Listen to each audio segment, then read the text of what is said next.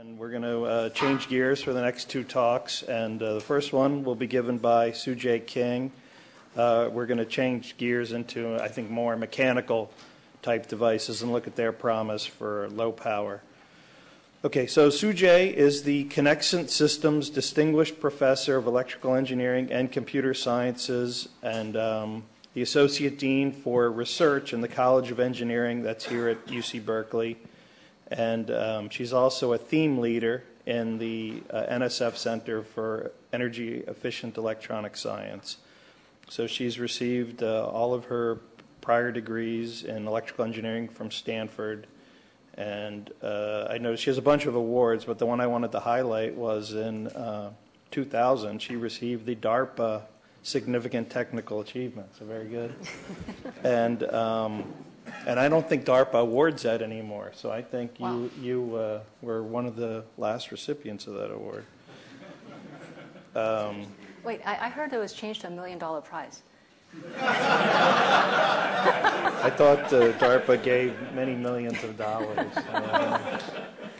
Anyway, thanks very much, Dan. Thanks, everyone. I should mention that that prize was actually won by Chen-Ming Hu and Jeff Boker and myself here at Berkeley for the FinFET. So today I'm going to talk to you about a path that's less traveled, and I'd like to acknowledge my circuit design research colleagues who are accompanied me on this adventure. So basically, to motivate this, to look at mechanical switches, so I just want to show you sort of Moore's law in a different type of a plot. So this is from Morgan Stanley. This is a plot showing the number of devices in millions sold over decades. So this is showing versus time or year.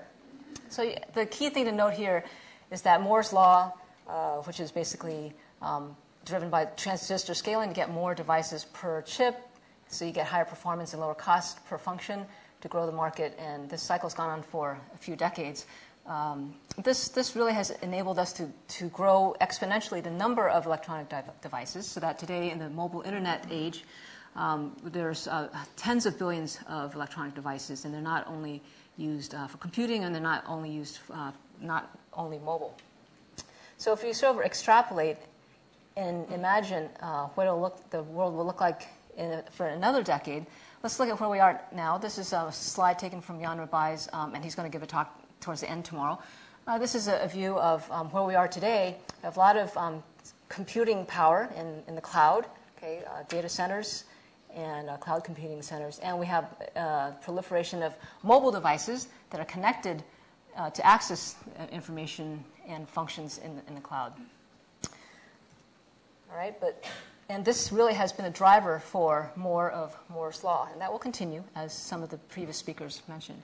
But if we extrapolate that trend I showed on the previous slide for another decade or so, beyond 2020, we're going to have trillions of devices. So Jan Rabai here was the first to sort of try to propose the idea that in the future we're going to have swarms of devices, trillions, on the order of trillions of devices in the world. And clearly, and these devices will probably connect or bridge to our mobile devices, because we individually cannot handle thousands of devices each. These will likely be embedded in our environment. They should be autonomous, wirelessly networked, and so on. So this really needs very low power to realize, and that is part of the reason or driver for more than Moore's law. Energy efficient, very energy efficient electronics. So more than 10 times more efficient than state-of-the-art CMOS today. So that's the motivation for looking at an alternative pathway. So mechanical switches, as was mentioned in previous speakers' presentations, leakage current, no matter how low it is, still can ultimately limit the energy efficiency of electronics. So the motivation for mechanical switches is that there's no leakage power, no leakage energy, because in the off state, a mechanical switch, the simple one shown here, has an air gap between the two source and drain electrodes. And that air gap can be made to be very small, and ideally it can be slightly different from the actuation gap. This is an electrostatically actuated switch shown here. And depending on the ratio of these gap sizes, you can control this hysteresis in the switching. If you look at the gate to source voltage, if you ramp that up, at some point physical contact will be made and the current will increase abruptly, essentially within less than a millivolt. And the conductance, on-state conductance, is very good. This is limited by the current compliance limit. So on the order of a kilo ohm on-state resistance is not difficult to achieve even with very, very small contact areas. As you lower the gate voltage back down, there will be a little bit of hysteresis, but the current will suddenly drop to zero, immeasurably low, again, very abruptly. So this allows us to aggressively scale down the switching voltage so that the release voltage here can be very close to zero. There's no trade-off, as in for transistors, of exponentially increasing current when you lower the switching voltage. So if we can aggressively scale down the hysteresis voltage to bring the release voltage close to zero, in theory we can scale the voltage down very aggressively for low dynamic energy as well as zero leakage energy. So let me just spend a little bit of time on each of these topics. I'll tell you about some relay, how we would design a mechanical switch specifically for digital IC applications. And then how would you optimize the design of this integrated circuit specifically for mechanical switches? And of course, a lot of people always ask, well, mechanical switches, there was a reason why we went away from them in the early 1900s, and that was because of reliability. But I'd like to address those concerns, and I'll conclude with a summary. So in our in a digital integrated circuit, oftentimes the source voltage, it turns out that you'd like to connect many of these switches in series. So the source voltage might not always be fixed at a given voltage. And so we'd like to eliminate any dependence of the gate switching voltage on the source voltage. So we came up with this 4-terminal relay design, which is basically inspired by the MOSFET. You have 4 terminals. There's a gate and a body. It is the voltage between the gate and the body electrodes. So this is a cross-section of this relay structure. There's a voltage applied between the gate, a movable gate, and a fixed body electrode. Electrostatic force causes this gate, which is suspended by some flexural beams here, to come down. And eventually, the gate could touch the source and drain to bridge, to allow current to flow. But we don't want current flowing through the gate, so we have a thin piece of channel metal layer here that's electrically insulated from the gate by gate oxide. And it is that channel that bridges the source and drain electrodes when the gate to body voltage difference is sufficiently large. So this structure here is what we ended up implementing to get very high yield and fairly uniform behavior. So basically it's a plate. The gate comprises a plate that moves up and down in and out of the plane, and it's suspended by these 4 flexures. And let me just show you. The nice thing about mechanical devices is that you can actually see them in action. This is a microscope image of a relay that the gate is just moving up and down. Okay? So we can check and see if your switch is working. So it's the voltage between the gate and body that determines whether or not the relay is on. The source and drain voltage, it can be at any level you want, and it won't affect the switching of the structure. So I wanted to just spend a couple of minutes on the device fabrication process to show you how it really leverages what the industry, the microelectronics industry, has developed over many decades. Basically, simple planar processing techniques: deposition of thin films, lithography to define patterns, and an etch to transfer the patterns to the thin films. Those are the only steps used to make a mechanical switch. So we have just a few masking levels needed. So at Berkeley, we basically just make these relays on insulating substrates, and it happens to be convenient to have a silicon wafer substrate coated with a layer of insulating aluminum oxide. So we first deposit and pattern the electrode layers, so the gate that actuates the gate, the body that actuates the gate up and down, and then the source and drain electrodes. Then we deposit the sacrificial layer that will determine those actuation gaps. So we use silicon dioxide as the sacrificial material because it can be easily etched away and not with a process that doesn't attack the metal and the structural layers. So we deposit and pattern the sacrificial material so that we can define the regions where physical contact will be made. Then we deposit a second layer of sacrificial material, and then deposit that channel that will bridge the source and drain together. So you can see that the thickness of that second layer determines the contact gap, and the thickness of the 2 layers, sacrificial layers together, determines the actuation gap. Okay, then we deposit the gate oxide and deposit the structural material. In the beginning, we use 1 micron thick silicon germanium. Use a hard mask to etch it because it's a pretty thick layer. So we use conventional lithography and etch to pattern the structural layer and etch away the gate oxide. And the final step, that's not a typical IC manufacturing process step, is a dry etch of the silicon dioxide. And we might coat the surfaces with a thin protective layer of insulating titanium dioxide. It's very thin so that when contact is made, it can tunnel right through and without any problem. So very straightforward planar fabrication process techniques are used. So let me just show you an example of our prototype relay. Initially it's rather large because we want to get high yield. Here's a scanning electron micrograph of the relay, the structure, and there's a body electrode that goes underneath. So you apply voltage difference between the gate and the body, and this thing moves up and down. And current indeed flows at the compliance limit, and it turns on and off abruptly. Electrostatic force is all that's needed, so you can bias the body to, let's say, at a negative voltage, then you need less gate voltage to actuate the device down. So you can shift the threshold voltage close to zero with body biasing. Now, I just wanted to point out that with the same exact fabrication process, you can have a variety of structural designs. There was a talk, the plenary speaker mentioned, well, memory is important. So I just want to show an example of, let's say, an SRAM cell that would be implemented with a mechanical switch. The nice thing about mechanical switch technology is that you can implement all kinds of switches with the same process. So here, we laid out the structure and had a different flexural suspension beam design. So this structure, this gate here is suspended in the middle. So instead of moving up and down like a piston, it's actually torsion. It's just rocking back and forth like a seesaw. So one side is down, only one side is down or the other. It's basically because there's a torsional spring hinge in the middle rather than flexures that move this thing up and down.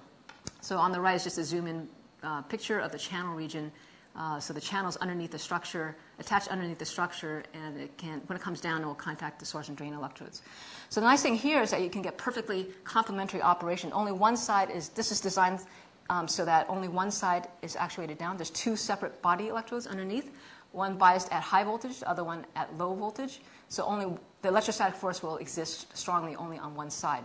And the IV characteristics shown at the bottom show that when the channel on one side is actuated down to allow current to flow, the other side, the current actually turns off. So you have perfectly complementary operation, symmetric about half of the VDD. And VDD is just defined as the voltage that you apply to one of the body electrodes. So this structure can be used to implement a SRAM cell. So you have the gate. Okay, here's a seesaw, kind of a symbol. So only one side of the source and drain electrodes will actually be connected, and there's a body bias on either side. So if you connect the drains on both sides of the seesaw together and then feed it back to the gate electrode, connect it back, then it's a latch. And you can attach an access transistor to that storage node, and you have an SRAM cell. So we demonstrated that you can operate a single seesaw like this with an access transistor. At the time, we just used a MOSFET. So you can actually read and write zeros appropriately. So you can implement memory easily. Without 6 transistors, you can have a simpler structure to implement SRAM. Okay, in terms of performance, depending on the gate overdrive, okay, how high the gate voltage is above the pull-in voltage. So here results for two low pull-in voltage device and a longer pull-in voltage device, depending on the length of those structures. The higher the gate overdrive, the faster the switch operates. And if you apply a body bias, to pre-actuate the gate down, then you don't have as far to go when you apply the gate. So the switching speed of our 100 micron sized relays is on the order of 100 nanoseconds. Now the performance can improve, the voltage can be lowered, and the performance can be improved by scaling down the lateral dimensions, especially the gap, the actuation gap. So let's say if we conservatively scale the dimensions down proportionately for a 65 nanometer generation technology, the speed can be improved, well, depending on the voltage, to an order of 10 nanoseconds, okay, for reasonably easy gaps to fabricate. So you might think, well, that's really slow, and the devices are still really huge. But it's not that bad. In collaboration with the circuit design researchers, we actually can take advantage of the zero leakage without too much of the disadvantage of the large size and slow speed of the relays. So let me explain that in a couple of slides. Here is an example of 2 circuits, one implemented with CMOS transistors for the minimal delay, RC delay, and the other one implemented the same function implemented with relays. First thing to notice is that the implementation is quite different. For CMOS, you need 30 transistors. For a relay implementation, you need only 12 devices. So the area required to implement this function can be comparable for CMOS versus relay implementations, even though the relay is much bigger than the CMOS transistor. Now, for CMOS, if you want to have a complex logic function, combinational logic function performed, you might have multiple inputs. The best way to minimize the RC delay is to distribute logical effort like this, and then to buffer to boost to speed up the RC delay. But for relays, it turns out that the RC delay is rather small compared to the mechanical delay. So RC delay is on the order of less than a picosecond, especially since you just have air gaps, so the capacitance is relatively low. So basically, you want to design a circuit to minimize the mechanical delay. RC delay is relatively small compared to mechanical delay. And so you actually have all the inputs coming in to one complex gate, and one mechanical delay later, the result shows up at the latch at the end. So if you want to benchmark relay technology with CMOS technology, you really need to compare at the block level rather than at the switching device level. So in this case, in terms of delay, you want to compare 4 gate delays versus 1 mechanical delay. You want to compare 12 relays in terms of area versus 30 transistors. So we've actually demonstrated a bunch of workings relay building blocks from anywhere from adders to the most complicated circuit is a multiplier that will be presented this month at the Asian Solid State Circuits Conference. So D to A to D converters, and adders and so on have been demonstrated. And so we've actually transferred this technology. In Berkeley, we were conservative and just use a 1 micron lithography process. Here's a SEM image of our relay. And we transfer this technology to SEMATECH because, as I mentioned, all the processes are pretty standard, already used in the semiconductor industry. So this is a die GES image of the die that we designed for SEMATECH. And the devices are a little bit smaller. Okay, footprint is much less. And here's a cross-sectional view showing the channel suspended over the source and drain electrodes. And we have some measured IV characteristics, and the voltages are reasonably low, about 2.5, 3 volts, which is not unusual for a quarter micron generation technology. And the hysteresis voltage is less than half a volt here. Okay, so if we scale down the 65 nanometer technology using SPICE modeling and a calibrated model for our relays, we can sort of project, okay, what is for the optimal design for a relay implementation, all the relays turn on at the same time. For CMOS implementation, you have buffered, signal path. So as was mentioned before, you've seen these kinds of plots: energy versus the speed, the speed in this case. So for CMOS, as you lower the supply voltage, you're going to hit a fundamental minimum in energy efficiency, maybe at about 0.3 volts, depending on the generation of technology. So CMOS, because of leakage current, offstate leakage, cannot go below a certain energy per operation fundamentally. But for relays, there really isn't, depending on surface adhesion force, which we assumed conservatively to be like attojoules here, basically there's no leakage current floor induced in this plot. So for relays, the key thing to remember is that you can get more than 10x reduction in energy per operation if you use relays, and relay technology should easily be able to function up to clock speeds of hundreds of megahertz. Okay, so finally I want to talk about just a little bit about reliability. People always ask about stiction. That hysteresis voltage is determined by the ratio of that contact dimple gap to the actuation gap. And it actually, if you look at it, there's a VPI, the pull-in voltage here. It does scale. As you scale down the thickness of the film, the structure, and the actuation gap, the pull-in voltage will scale, and the hysteresis voltage also scales with that. So this hysteresis voltage really will be able to be reduced to be towards the millivolt regime. And now one thing that could affect this is surface adhesion force, so sticking force. Okay, when things are in contact, there will be some surface adhesion.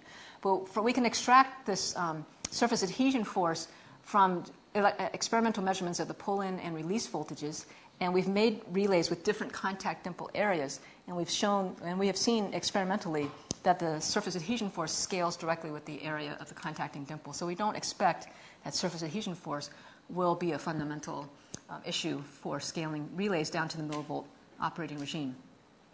Now, how about the stability of those mechanical contacts?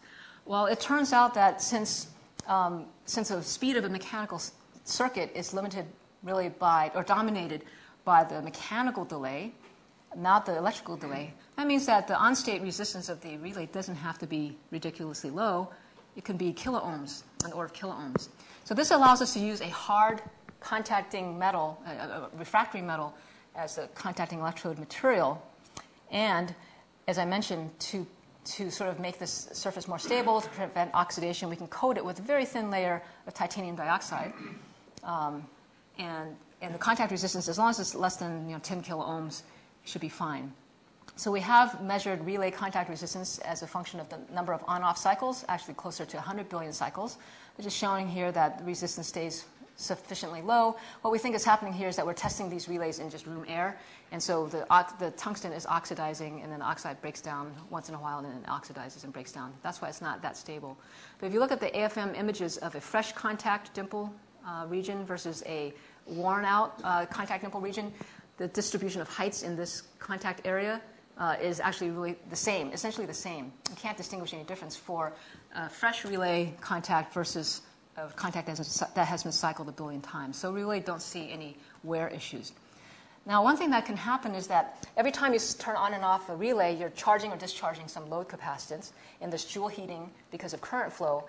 And eventually, you're going to get diffusion of atoms, and eventually you can have micro welding to weld your contacts together, and your relay will fail. So we've actually observed this, and we find that if we so this is a plot of the number of cycles before you see welding-induced failure on a log scale versus the inverse of the supply voltage, the source drain voltage when you close the switch. So if you scale down the supply voltage, you can exponentially increase the number of cycles before welding-induced failure. And if you lower the load capacitance, so the RC charging transient is lower, then you can also increase the endurance. So if we project down to 1 volt, then we can expect to exceed 10 to the 15th cycles before welding-induced failure. And that's adequate for those wireless sensor network applications. For example, if you want, so the activity factor is relatively low for that application, but let's say conservatively you want, on average, maybe 1% of the time your sensor node to be on, and when it's on, it's operating at 100 megahertz, and you want it to last for 10 years. That is actually less than 10 to the 15 cycles. So basically, these relays, for the given, the targeted applications, look indeed promising. And in fact, if we scale relay technology down, let's say to the 8 nanometer node, this is very conservative, well below 1 volt in operation, well below 1/10 of a volt, actually. And so here's an updated, improved design of the structure in red. The footprint is rather large, but I wanted to point out that one relay can perform, it has more functionality than one transistor, as I demonstrated earlier. And in the seesaw relay, you saw that there were 2 pairs of source and drain electrodes. Even in a normal piston-driven relay, you can have 2 switches embedded in one movable structure. So the footprint here, about 200 F squared, where F is the minimum feature size, is actually for 2 switches combined into one movable structure. Now, there was a talk about memory. So a lot of times people ask, okay, for memory, how about non-volatile memory? How would you implement that? Just wanted to point out that you would design a non-volatile memory cell, a mechanical non-volatile memory cell, quite differently than a mechanical switch for logic. So the simplest way to make a non-volatile memory array, where you want very high density for low cost, is to just have a cross-point memory array architecture. So you have one layer of electrodes with parallel lines. And then over that, you have another layer of electrodes crossing over orthogonally. And at each cross point, you have a memory element. Okay, so this is just a prototype non-volatile memory array that my student made, and it's accepted for publication in the journal. So they're rather large to begin with, but here's a cross-sectional scanning electron micrograph just to sort of show you how it works. Basically, you have one electrode, let's say, line going in one direction in and out of the plane of the screen, and another one that crosses over horizontally.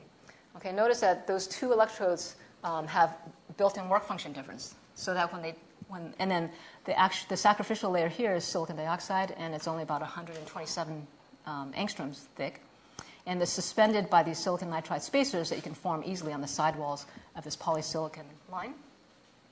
Basically, it's an electromechanical diode. Okay, so the nice thing is that in the reset state, these 2 beams are not touching at the crossbar, so you have zero, immeasurably low current, except maybe it's leaking through these sidewall spacers. Okay, and then when you apply a voltage enough to actually actuate this beam down to contact the other electrode, you actually form a a diode, a p-n junction. And a p-n junction has a built-in electric field. And that electric field has electrostatic force, so it can hold that beam down. And so here you can see a measured diode characteristic in the set state. And actually, so this simple structure can be used to achieve the smallest footprint for any memory cell. It's basically 4f squared, where f is the smallest lithographically defined feature. And the nice thing about this is simple structures you can easily stack at 3D for higher density storage. The voltages needed to operate this device depend on the actuation gap, thickness of the beam, and so on. And it can certainly be less than a volt, like I showed you for the relays. Retention is essentially forever. We've tested retention. The beam stays suspended forever at hundreds of degrees Celsius. There's no issue with retention, and they stay stuck down also forever. They don't because of that built-in field. And also, we can apply a voltage to counteract that built-in electric field to pop this up. So my student has demonstrated over 10,000 on set reset cycles for this kind of memory device. So that will be published soon in a journal. But I just want to point out that for memory applications, where there's a lot of demand for memory in the future, in the mobile devices as well as swarm types of devices, you would use quite a different mechanical switch design for memory. So I want to conclude the summary. Mechanical switches, so what is the path toward efficient mechanical switch circuits and systems? Well, you use mechanical switches for zero leakage, and so eventually, we think we can get less than 1 attajoule per operation. To get there, we need to scale aggressively, and to get voltages well below 100 millivolts, and endurances above quadrillion. And materials optimization for more compliant structures can help us achieve even lower voltage operation. But as I pointed out, we really need to co-optimize the design of these new types of switches in order to get the most benefit out of them. And I'd like to end with acknowledgements for the hardworking postdocs and students, funding from multiple sources, and acknowledge that these prototype relays were first made in the microlab, the relays in non-volatile memory cells. Thanks very much for your kind attention. So, questions?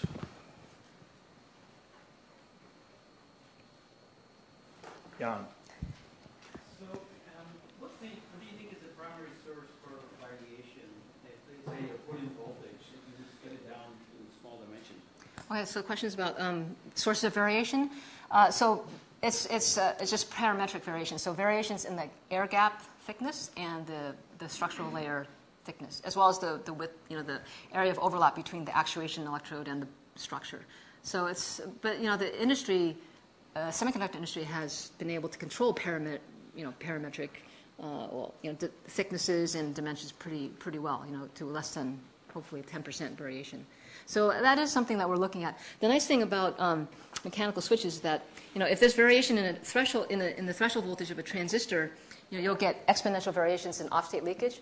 Here, if you have variations in that switching voltage, you still have zero offstate leakage. So it's not so bad, as long as you guarantee that your threshold voltage is high enough so that you're not going to actually turn on the worst switch by accident. So its variability it might be not as much of a concern, but still, of course, it's a concern. Okay, Eli. I'm just wondering why you set the best specification at 100 millivolts, because I heard you previously speak and it was maybe as low as 10 millivolts. What's holding you back?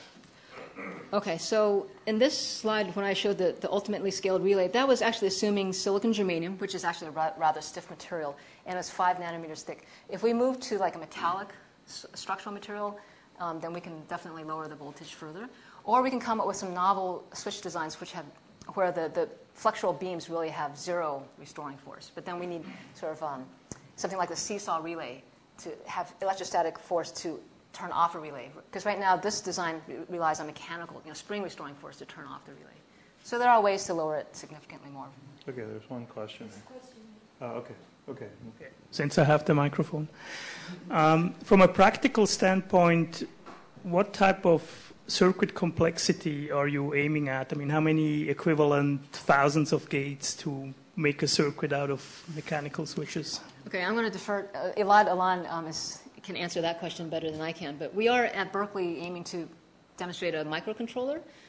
It's on the order of 11,000 movable parts. But Elad, do you want to? Yeah. So was the question more sort of what have we done so far, or sort of? What's the target at the end? Oh well, I'll give you the aggressive answer. So the aggressive answer, we want to do billions of them, but but if somebody has a few $1 billion to help us build the fab to do it, then we'll take the check. Well, that's one reason why we transfer this technology to SEMATECH, so you can pay SEMATECH to fab your designs if you're interested in something bigger than what we can fab here in the university. Okay, there's one last question. With such small gaps, are you worried about electrical arcing, and does that pose any kind of packaging constraints that semiconductor technologies don't have to deal with? Okay, arcing. We haven't seen that as a problem. I mean, tungsten is a nice refractory material, but I don't know, Elad, do you want to elaborate? I mean, the thing is, when you lower the voltage when you scale down, you actually lower the velocity. And Professor Philip Long here has done some nice studies. If you adjust the contact dimple gap and the actuation gap properly, the actual impact velocity is not that big, so there might be some ways to mitigate arcing problems. But Elad? At a couple nanometers gap, there's not enough air molecules around for you to really arc. So that's the other sort of big advantage you have. The passion effect. Exactly. Okay, thank you.